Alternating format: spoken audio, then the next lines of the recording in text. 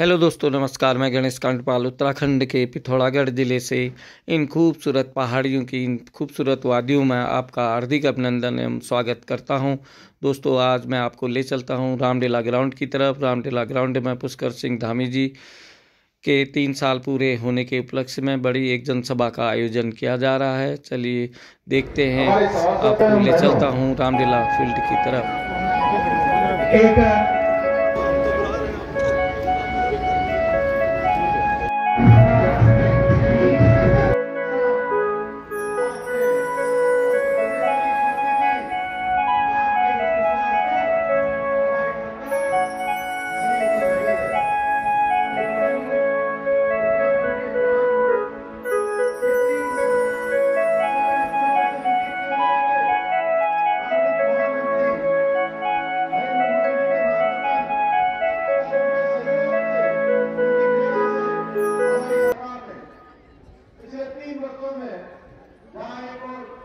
शिक्षा के क्षेत्र में, स्वास्थ्य के क्षेत्र में, परिवहन के क्षेत्र में, रेल, पेयजल और हवाई कनेक्टिविटी सहित सभी प्रमुख क्षेत्रों में इंफ्रास्ट्रक्चर को मजबूत करने की दिशा में तेजी से काम किया है। वहीं प्रदेश में विभिन्न क्षेत्रों में 3 श्रेणी विकास को भी सुनिश्चित किया जा रहा है। आज आदरणीय प्रधानमंत्री श्री नरेंद्र मोदी जी के नेतृत्व में जहां एक और Delhi Dehradun elevated road, Vande Bharat express, Rishikesh Karnaprayag परियोजना, भारतमाला और पर्वतमाला परियोजना, अमृत योजना, ऑल वेदर रोड और उड़ान योजना जैसी महत्वाकांक्षी परियोजनाओं के माध्यम से प्रदेश के बुनियादी घटक को नए आयाम प्रदान किए जा रहे हैं। वहीं प्रदेश के अंदर तो हमने राज्य की देवतुल्य जनता से जो वादे किए थे, जो संकल्प लिए थे, जो वचन लिए थे, उसके अनुरूप हम प्रदेश में रहने वाले अंत्योदय परिवारों को 3 गैस के सिलेंडर प्रदान करना हो, प्रदेश की महिलाओं को 30% का शहरी आरक्षण की व्यवस्था लागू करनी हो, आंदोलनकारियों को आरक्षण देना हो, वृद्धावस्था पेंशन दोनों पति पत्नियों को, दोनों बुजुर्गों को भरने देने का आह्वान करना हो, सरकारी नौकरियों में खेल कोटे को पुनः प्रारंभ करना हो, विद्यार्थियों की छात्रवृत्ति प्रदान करना हो और 207 प्रकार की पैथोलॉजिकल जांचों को निःशुल्क सुविधा करनी हो। महिलाओं और युवाओं स्वरोजगार की विभिन्न योजनाओं के माध्यम से अंतिम व्यक्ति के कल्याण को लेकर इस लक्ष्य को लेकर कार्य किया जा रहा है। इन्हीं प्रयासों का परिणाम है सतत विकास के लक्ष्यों को प्राप्त करने के इंडेक्स में हमारे उत्तराखंड को देश में पहला स्थान प्राप्त हुआ है। साथ ही ईज ऑफ डूइंग बिजनेस में उत्तराखंड को अचीवर्स तथा स्टार्टअप रैंकिंग में लीडर्स की श्रेणी प्राप्त हुई है। इसके साथ ही हमने प्रदेश की बेरोजगारी दर में रिकॉर्ड 4% की कमी लाकर राष्ट्रीय औसत को भी पीछे छोड़ने का काम किया है। यही नहीं, हमारी सरकार द्वारा हमने जो वादे आपसे किए थे उन वादों को पूरा करने की दिशा में हम निरंतर आगे बढ़ रहे हैं। हमारी सरकार ने देवभूमि की जनता से किए गए वादों को निभाते हुए राज्य में समान नागरिक संहिता लागू करने का ऐतिहासिक और साहसिक निर्णय लिया था और उसको हमने लागू कर दिया। 27 जनवरी 2025 से देवभूमि उत्तराखंड पूरे देश का आजादी के बाद निश्चित रूप से आने वाले समय में और भी दिशा देने का काम करेगा। भाइयों बहनों, आपको याद होगा कि हमारे प्रदेश में भ्रष्टाचार और पेपर लीक के कारण कितने ही प्रतिभावान युवाओं के सपने चूर चूर हो जाते थे। मेहनती विद्यार्थी दिन रात पढ़ाई करते थे, लेकिन जब परीक्षा का दिन आता था तो पेपर लीक होने की खबर उनके भविष्य पर कुठाराघात कर देती थी। पेपर लीक और परीक्षा में भ्रष्टाचार का दर्द वही विद्यार्थी महसूस कर सकता है जिसने वर्षों की मेहनत के बावजूद सिर्फ नकल माफियाओं की वजह से उसको सफलता प्राप्त नहीं हो पाई है। हमने युवाओं की इस वेदना को समझा और राज्य में देश का सबसे कठोर नकल विरोधी कानून लागू किया। इस कानून के लागू होने के बाद पेपर लीक की समस्या जड़ से समाप्त हो गई और पूरी परीक्षाएं पारदर्शिता के साथ आयोजित हो रही है, जिसका परिणाम पिछले 3 वर्षों में 20,000 से भी अधिक युवाओं को सरकारी नौकरियां प्राप्त करने में सफलता प्राप्त हुई है भाइयों बहनों। और एक भी मामले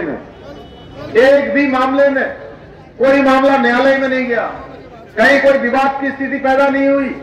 और आज गरीब माता पिता को भी, उनके बेटे बेटियों को भी इस बात का पूरा विश्वास हो गया है कि अगर वो मेहनत करेंगे, बच्चे की पढ़ाई लिखाई करवाएंगे, उसकी तैयारियां करेंगे और बच्चे पढ़ाई लिखाई करके अपनी अच्छी तैयारी करेंगे, अपने कार्यकाल में बादल उतारने में सफल रहे हैं।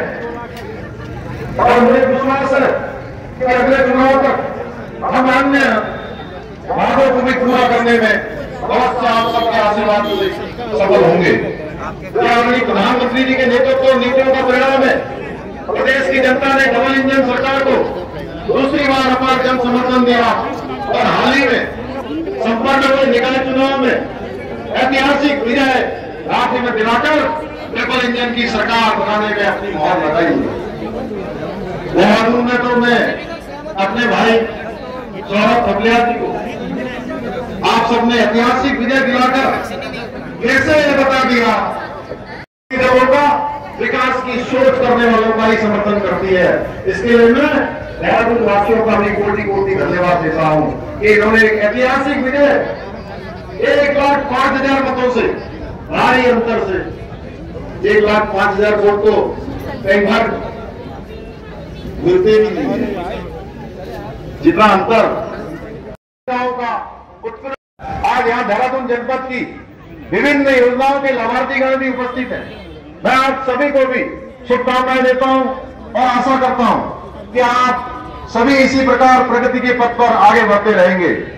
भाइयों बहनों, आज इस अवसर पर मैं कुछ घोषणाएं भी करना चाहता हूं। प्रदेश के नौजवानों के लिए, प्रदेश के हमारे ऐसे विद्यार्थी छात्र, सरकार न केवल आर्थिक सहायता प्रदान करेगी बल्कि उनके प्रशिक्षण के लिए एक समर्पित मंच भी उपलब्ध कराया जाएगा। इस योजना के नियम और नीति तय करने हेतु एक उच्च स्तरीय समिति का गठन किया जाएगा। राज्य में कार्यरत उपनल एवं संविदा कर्मी लंबे समय से मांग कर रहे हैं कि सरकारी विभागों में रिक्त पदों के अनुसार उन्हें नियमित किया जाए। उनकी इस न्याय संगत मांग की पूर्ति हेतु हम शीघ्र ही एक ठोस नीति तैयार करेंगे। प्रदेश में जनता से मिल रहे सुझावों के आधार पर स्थानीय ठेकेदारों को सरकारी कार्यों में प्राथमिकता देने की मांग लगातार उठ रही है। इसे ध्यान में रखते हुए राज्य सरकार ये सुनिश्चित करेगी कि 10 करोड़ रुपए के सरकारी कार्य केवल और केवल प्रदेश के स्थानीय ठेकेदारों को ही दिए जाए। भाइयों बहनों, कुछ अराजक तत्व, कुछ ऐसे नेता जो बोलने में सावधानी नहीं रखते, जातिवाद की बातें सुनाई देती है।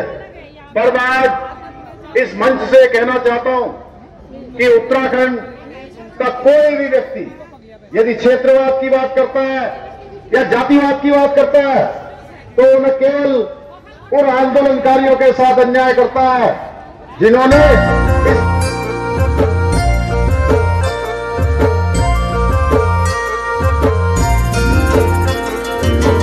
डाली डाली फूलों की तुझको बुलाए रे मुसाफिर मेरे उत्तराखंड में।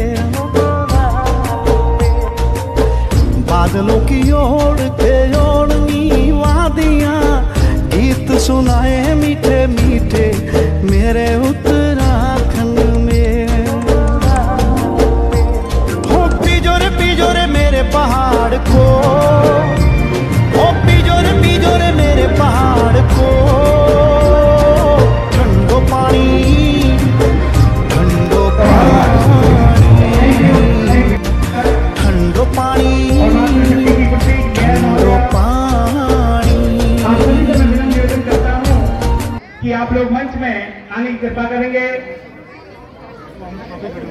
एक सम्मान में हमारे वाइब्रेंट विलेज के जितने भी हमारे नेटिजनों के लिए एक बार जोरदार तालियां। वाइब्रेंट विलेज के जितने भी हमारे लोग हैं इनके लिए जोरदार तालियां तो बनती है। प्लीज दोनों हाथ ऊपर करके। निःशुल्क हमारे प्रहरी हैं, सीमा के प्रहरी हैं, चीन सीमा से लगे हुए सीमावर्ती गांवों के विकास के लिए वाइब्रेंट विलेज की योजना संचालित की गई है। मूलभूत आवश्यकताएं वहां तक इस समय सरकार के द्वारा चलाई जा रही हैं। गुंजी में कैलाश धाम भी बनने जा रहा है और आज वाइब्रेंट विलेज के वासियों का आप लोगों ने अपने अमूल्य समय में से समय निकाला।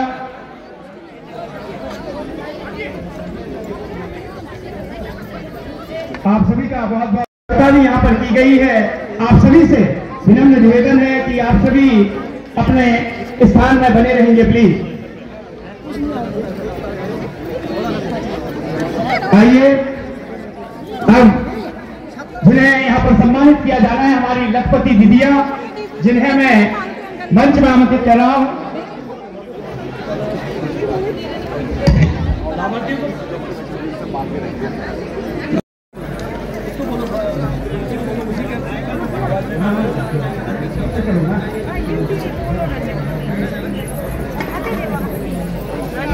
इसके पश्चात कृषि विभाग के सम्मानित लाभार्थी तैयार रहेंगे, मंच के पास आ जाएं। श्री केशव दत्त महोदया Bhanoda, Shrimati Pushpa Dhanik Bhurmuni, Shrimati Hemlata Oli Visaru farmer producer company Unakot, Shri Vinod Sadori Surakot बेड, श्री हेमचंद्र पुलिका पांडेगांव। लाभार्थी कृषक बंधु।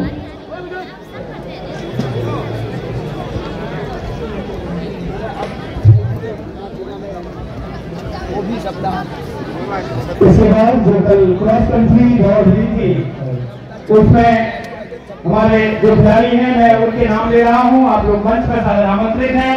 इसमें प्रथम स्थान प्राप्त किया था श्री जीवन सिंह सामंत, द्वितीय स्थान श्री दीपेश सिंह, तृतीय स्थान श्री युवराज सिंह, चतुर्थ स्थान श्री चंद्रशेखर पोखरिया, श्री संजय कुमार और श्री लक्ष्मी वर्मा।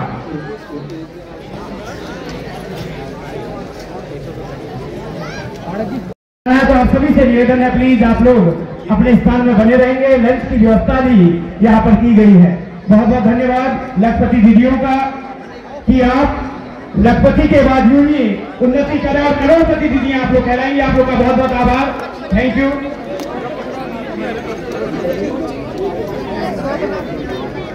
इसके तुरंत बाद कृषि मैं गुजारिश करूंगा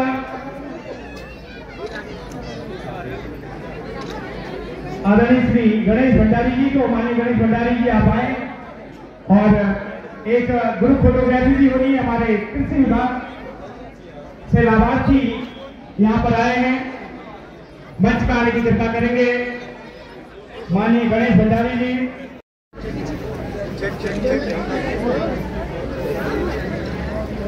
आ जाओ हमारे साथ पीछे